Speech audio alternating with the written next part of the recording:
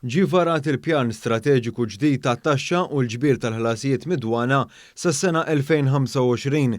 Il-pjan strateġiku ġdid se jkun qiegħed jibbaża fuq il-prinċipji ta' governanza tajba fosthom li l-ħlasijiet tat-taxxa dovuti jinġabru f'ħinhom. Dan biex filwaqt li l-pajjiż ma jintroduċi l-ebda taxxa ġdida għall-individwi jew in-negozji, xorta waħda jibqa' jlaħħaq mad-domanda tal-pajjiż biex jinqdew il-ħtiġijiet finanzjarji li kull ma jmur qegħdin dejjem jikbru. Dan fid-dawl tal-fatt li l-amministrazzjoni tat-taxxa u tad-dwana hija responsabbli għal madwar ta' 92.5% ta' dħul tal-Gvern. Il-pjan strateġiku se jkun qiegħed jembarka fuq proċess ta' tiġdid u investiment teknoloġiku b'mod speċjali fl-Uffiċċju tal-Kummissarju tat-Taxxi. Il-Kummissarju tat-Taxxi Joseph Caruana innota il-progress li diġà sar f'dan il-qasam fosthom bl-simplifikar ta' proċessi dwar il-ġbir tat-taxxa huwa spjega t-tliet pilastri li fuqhom huwa msejjes dan il-pjan strateġiku. Din l-istrateġija hija magħmula fuq tliet pilastri, waħda fuq li nkunu qrib iċ-ċittadin, ukoll il-bdil f'organizzazzjoni, fil-fatt semmejt numru ta' inizjattivi biex insaħħu l-governanza tajba, kif ukoll imbagħad fl-operat tas-servizzi. Da kollu jista' jinkiseb billi llum nammodernizzaw is-sistemi tagħna, llum ma tistax titkellem mingħajr teknoloġija. Fost l-oħrajn l-Uffiċċju tal-Kummissarju tat-Taxxi se jkun qiegħed jipprepara l-pedament tal-sistema li tirrapporta l-ħlasijiet tat-taxxa f'ħin reali.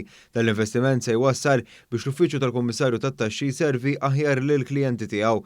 Fil-fatt b'investiment ta' 3 miljun euro f'xiri tal-liċenzji għal programm teknoloġiku se jkun jista' jiġi rikonċiljat dħul mal-akkumulazzjoni tal-ġid li n-negozju jew l-individwu jkollu. B'hekk se tkun qed tinġabar informazzjoni dwar l-assi kollha tal-individwi li titqabbel max-xiri ta' assi oħra taħt saqaf wieħed.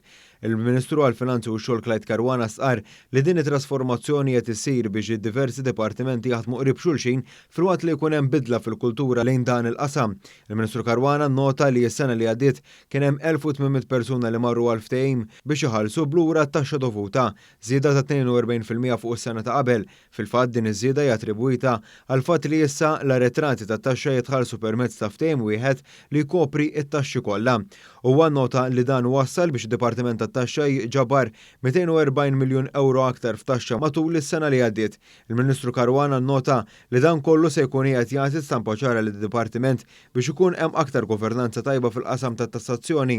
Innota wkoll li dan l-isforz qiegħed isir biss biex ikun hemm serħan il-moħħ li l-finanzi tal-pajjiż ikunu b'saħħithom fil-waqt li rriafferma l-appoġġ tiegħu lejn in-negozji li ta' kuljum joħolqu l-ġid b'mod onest. Il-Gvern jassigura aktar level playing field fid-dinja tan-negozju manka fost dawk kollha li ġenwinament iħallsu t-taxxa tagħhom biex niżguraw li l-Gvern jiġbor dak id-dħul kollu li dovut lejh ħalli fl-aħħar mill-aħħar kull meta tinqal okkażjoni bħalma kellna fil-pandemija jew anke riċenti minħabba l-gwerra fl-Ukrajna l-Gvern ikun jista' jgħin lin-negozju u l-ċittadini Maltin u Għawċin. Il-Ministru Caruana qal li mhux se tieqa fil-ħidma biex pajjiżna jkollu sistema ta' tassazzjoni aġġornata żminijiet tal-lum.